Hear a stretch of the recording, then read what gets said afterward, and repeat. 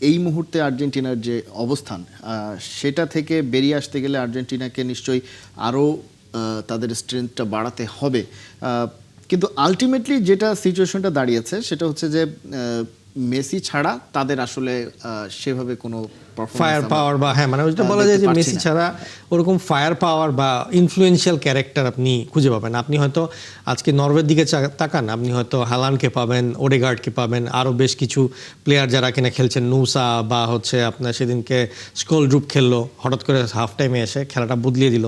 আপনি যদি ইংল্যান্ডের দিকে তাকান, আপনি কখনো বেলিংহামকে পাবেন, কখনো হ্যারি কেনকে পাবেন, আবার সাকাও আছে, র্যাশফোর্ডও আছে। সো খেলা বদলিয়ে দেওয়ার জন্য বেশ কয়েকটা ক্যারেক্টার আছে। কিন্তু আপনার মানে আর্জেন্টিনার দিকে তাকালে আপনার এখন পর্যন্ত আর্জেন্টিনার 8টা গোল মেসি দিয়েছে, মানে এখন ওয়ার্ল্ড কাপে আর কি সর্বোচ্চ গোলদাতা 8টা, এবং এছাড়া শুধুমাত্র রোমেরো আর এনজো ফার্নান্ডেজ গোল দিয়েছে। মানে লাউটারো মার্টিনেজ, হুলিয়ান আলভারেজকেও সেভাবে করে আমরা গোলের মধ্যে দেখতে পারছি না।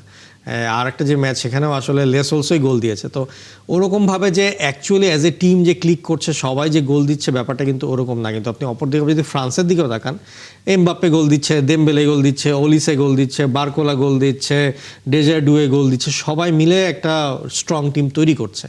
কিন্তু সেই ক্ষেত্রে তো মানে আর্জেন্টিনার ওই মেসিকে আটকিয়ে দিলে, মানে কালকে 60 মিনিট পর্যন্ত মেসিকে আটকানোর সুযোগ ছিল, এর জন্য কিন্তু আর্জেন্টিনা খুব একটা বেশি কিছু করতে পারেনি। কিন্তু এই সাবস্টিটিউশন গুলো করার পর এবং মিশরের লো ব্লকের কারণে আর্জেন্টিনার সুযোগটা বের হয়ে আসে। নিঃসন্দেহে সেই জায়গায় আসলে আর্জেন্টিনার যে সিচুয়েশন সেটা আসলে তারা রিকভার কতটা করতে পারে সময় গড়ানোর সাথে সাথে, হয়তো বা দলের সিনক্রোনাইজেশনটা তৈরি করা কোচও হয়তো বা বুঝতে পারবেন যে তার দলের শক্তি আর দুর্বলতা কোন জায়গাগুলোয়, সেই অনুযায়ী অবস্থা বুঝে ব্যবস্থা তারা নিতে পারেন কিনা সেটা আসলে সামনের ম্যাচগুলোতে বোঝা যাবে।